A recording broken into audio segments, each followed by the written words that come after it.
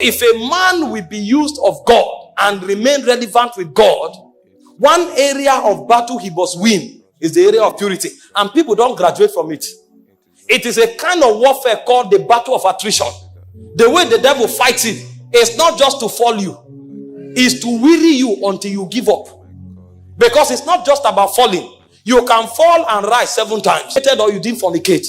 The idea is actually not to fornicate. But most importantly is to come to the point where you tell yourself, I can live holy. I can live pure in a perverse generation. Because what the devil wants to achieve, and the reason why you fall every 3 months, is to get you to the point where you give up and say, Omo, this thing no dey possible. And then you even start suspecting that there is nobody who is truly pure, that everybody is just acting. The devil brings you to that defeatist mentality where you think and assume that it's impossible to live pure.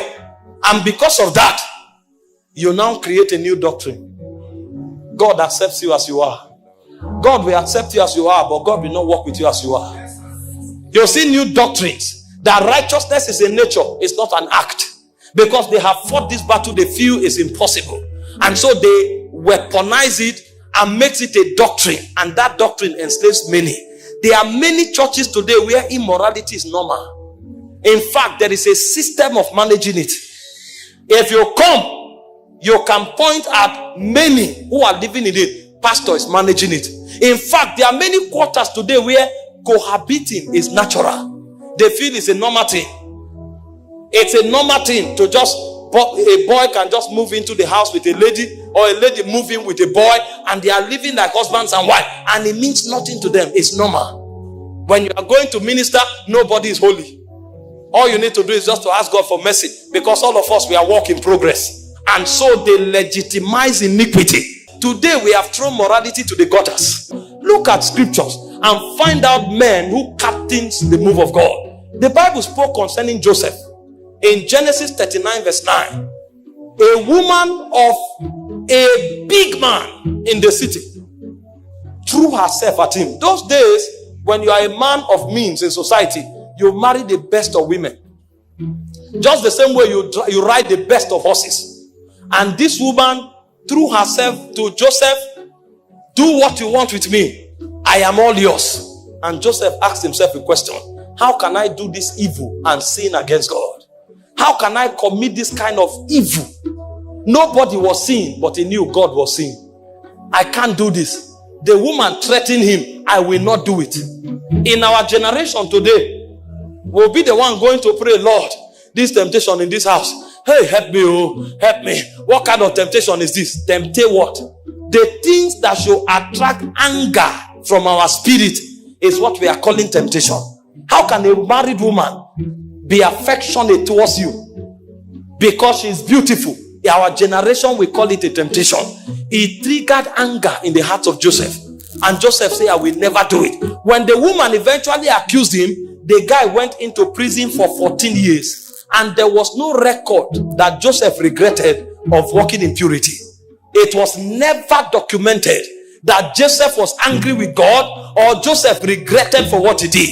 And suddenly the Bible will say, until the time that his word came, it said the word of the Lord tried him. The move of God in Egypt that saved the whole world was powered by a young boy that understood the place of sexual purity.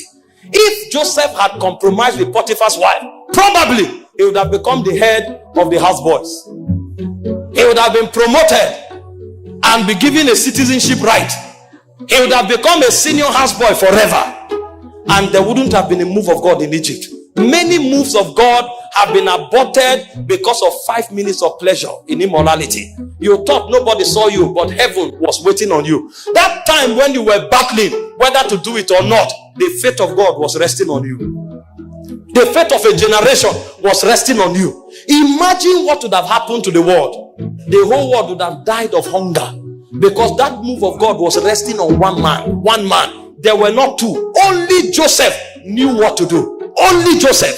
So beyond having authority over senators, beyond having lordship over the house of Pharaoh, he was the lifeline of the move of God for that dispensation.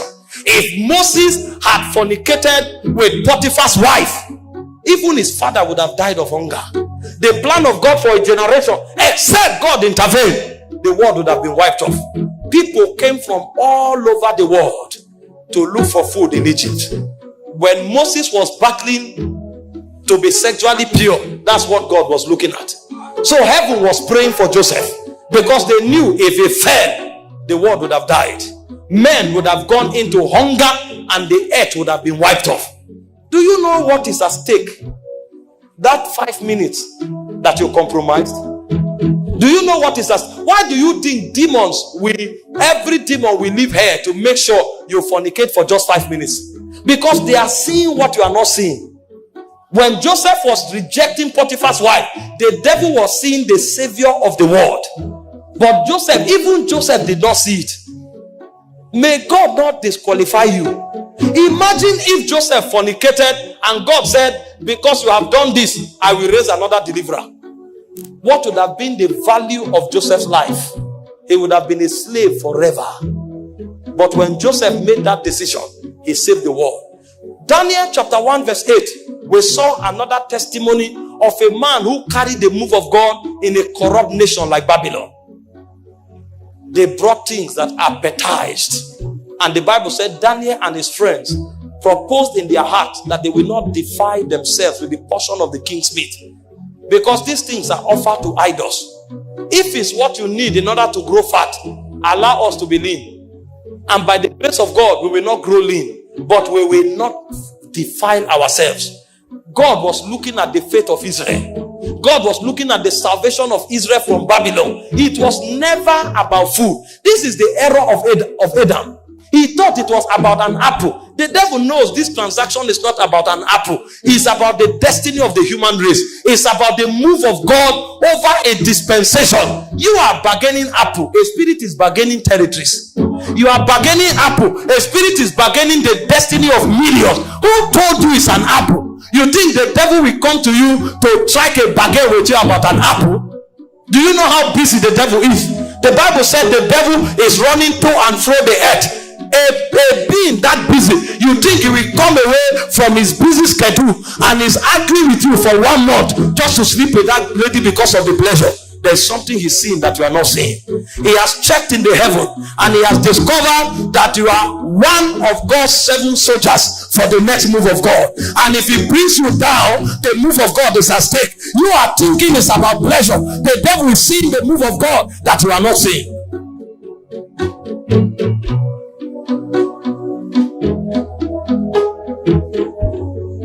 May God open our eyes to see what we represent in the move of God.